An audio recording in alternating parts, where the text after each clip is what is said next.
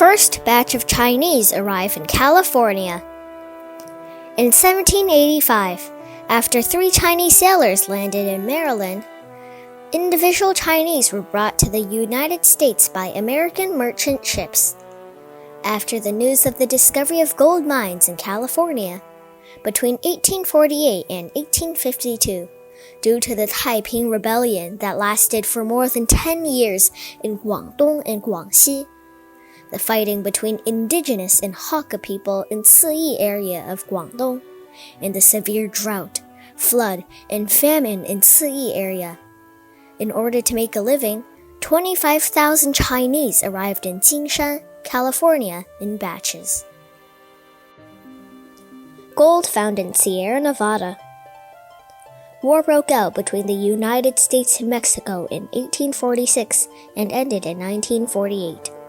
The United States won California, Nevada, Utah, Colorado, Arizona, New Mexico, and parts of Wyoming, a total of 2.3 million square kilometers, and became a transatlantic and Pacific power. That same year, a man named James Wilson Marshall discovered gold at a sawmill in the Sierra Nevada. California Gold Rush. News of the discovery of gold in California quickly spread around the world. From 1848 to 1849, in just 2 years, the number of immigrants in California surged from 400 to 90,000. In the mid-1860s, about 300,000 people poured into California from all over the world, known as the Gold Rush in history. Chinese gold rusher Chen Ming. In 1847, the first Chinese Cantonese, Chen Ming, came to California to pan for gold. Initially, alluvial gold was easily found on the bed of the American River, and Chen Ming quickly made a fortune. Later, Chen Ming sent a message to fellow villagers in the same village. The news that he could make a fortune in California quickly spread among the local clans. The gold rush caused countless people to sell their fields and cattle in exchange for ferry tickets to the United States. Those who have no money will sign indentured labor with a middleman, and they will work to pay back the money after arriving in the United States. Chinese cannot buy mining rights. During the gold panning process, the Chinese were discriminated against by the white Americans. Whenever the Chinese discovered the high-yielding golden sands, they were driven out of the gold-producing areas by the whites, and they could only mine the abandoned pits that had been panned 2 or 3 times.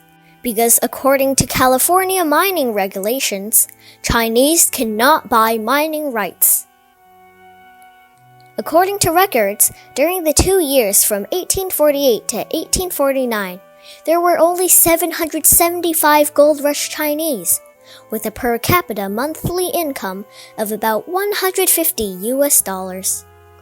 The Chinese found that the income of this coolie was much higher than that farming in the country. So they quickly formed a group and established the Association of Hometowns.